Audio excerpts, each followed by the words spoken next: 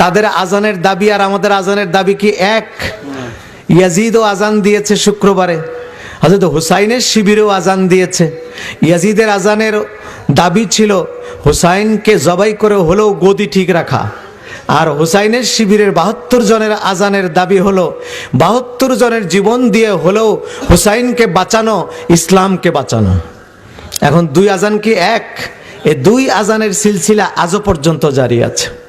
এই যে আমরা বলি কেন, সবাই বলে মুসলমান মুসলমান, ছোটখাটো মত পার্থক্য সব বিভেদ তুলে দিয়ে আমাদের এক হওয়া উচিত। কিন্তু ছোটখাটো মত পার্থক্য বলে কোনটা বোঝাচ্ছে?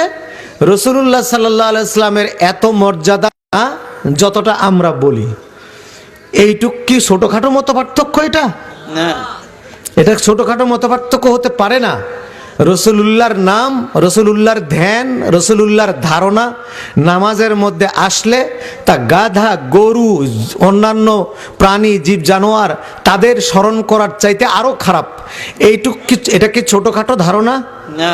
রাসূলুল্লাহ সাল্লাল্লাহু আলাইহি ওয়াসাল্লাম সলিমউদ্দিন, কলিমউদ্দিন, জহিরউদ্দিন, দবিরউদ্দিনের মতো একজন সাধারণ মানুষ, এই ধারণাটা কি ছোটখাটো ধারণা?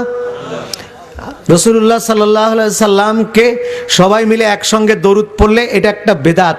রাসূলুল্লাহ রওজা শরীফের উদ্দেশ্যে জিয়ারত করার জন্য বের হওয়া শিরক, এইগুলা কি ছোটখাটো ধারণা?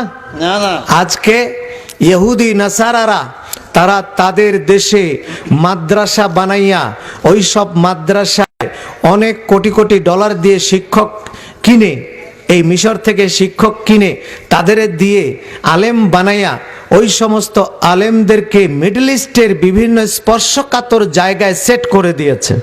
তারা শুধু একটি ফতোয়া দিবে, নামাজ রোজার ফতোয়া নয়, একটাই ফতোয়া তারা দিবে, সেটা হলো রাসূলুল্লাহ সাল্লাল্লাহু আলাইহি সাল্লামের সম্মান কি করে ছোট করা যায়, ওই ফতোয়াগুলো তারা দিবে। এই টার্গেটের শিকার সর্বপ্রথম হয়েছে মক্কা, মদিনা এবং সৌদি আরব। সৌদি আরব এক নম্বরে তাদের টার্গেট, তারপরে হলো বাকিরা। এই সৌদি আরবে সেই টার্গেট মোতাবেক তারা পেয়ে গেল নাসিরউদ্দিন আলবানীকে, তারা পেয়ে গেল আব্দুর রহমান কুয়েতিকে, তারা পেয়ে গেল ইবনে তাইমিয়াকে, তারা পেয়ে গেল মোহাম্মদ ইবনে আব্দুল ওয়াহাবকে।